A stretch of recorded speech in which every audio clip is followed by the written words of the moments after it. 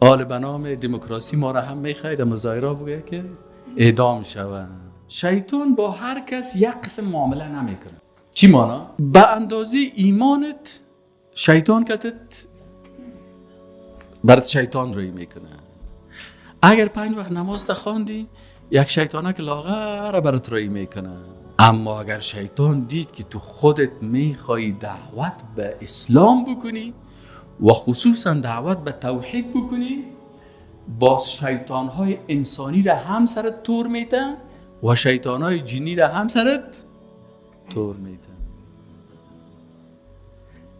از پدرت گپ میشنوی، از مادرت گپ میشنوی، از دوست خوبت گپ میشنوی، از دوستای خوبت میشنوی.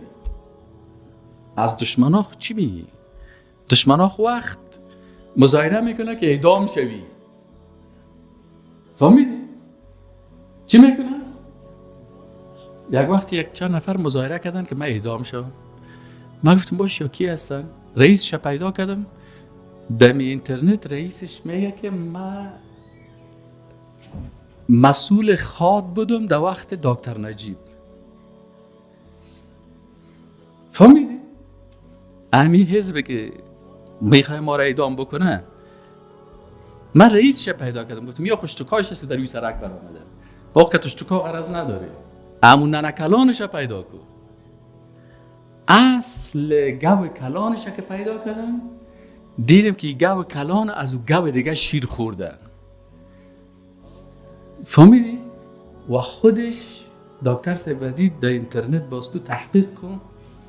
خواجه محمد صدیقی رئیس حزب همبستگی در یک تلویزیون خودشی کرده، در یوتیوب هست، در یک تلویزیون مصاحبه کرده و گفته که من پرچمی بودم. پرچمی چی مانه؟ یعنی رهبرش کارمل بود و کارمل کسی است که کل بشریت میفهمه که وقت روسا آمدن افغانستان گرفتن، کارمل از مسکو آوردن. کسی که نمیفهمه او لوده است. که لوده ما غرض نداریم، اما کسی که تاریخ میفهمه، تاریخ معاصر افغانستانه و کسایی که ریش سفید سمیل بودن، فهمیدی؟ اگر کل ریش سفیدا میفهمن که وقتی که روسا در افغانستان آمدن، کلش میفهمن گردن ریش سفیدای ما بسته است که برای جوانا حق نمیگن. کل ریش سفیدا میفهمن که روسا آمدن افیزالامین کشتن.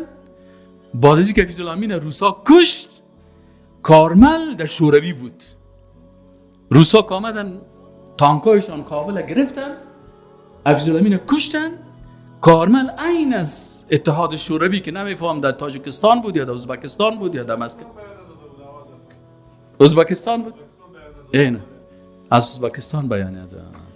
اینال حکومت دیگر را گرفتن، یزو جامد آل این نفر شاگرد ازوست. یا که آمدن در افغانستان در زمان در روسا چیزی که علمای اسلام بود کشتن. ما رو چرا نکشتن؟ ما خوب وقت صنف 9 بودیم در مکتب، صنف 8 و 9 بودیم. صنفی های ما را زیاد کشتن، زیاد مردم کشتن. اینال یک معززشان خطا خوردیم. آل به نام دموکراسی ما را هم میخواه در مظاهره بگه که اعدام شود، در حالی که محکمه خودشان ما را برائت داد. ما را 13 ماه برد. قاضی و محکمه اعلان کرد که استاد دایی، استاد راسخ و قاری طاهر و یک بچه که دیگر نجیب نام داشت که ما بود 4 نفر، سر از یا هیچ سند وجود نداشت. 20 پایه کامپیوتر و هارد دیسک ما بود، پس دادن. انتشارات از هم کدام مشکل نداره. محکمه فیصله کرد. اما انا لله و انا الیه راجعون، این شاگردهای روس، دشمنای سرسخت مسلمان ها، هنوز هم دلشان یخ نکرده، مظاهره میکنن، میگه که چی است؟ یا باید اعدام شود. پس شیطان با هر کس یک قسم معامله نمیکنه. گپ سر چی است؟ تو که دعوت شروع کردی، منتظر چی باش؟ منتظر باش که شیطانای انسانی و شیطانای جنی در جانت حمله میکنه. طالما اشکو غامی يا نور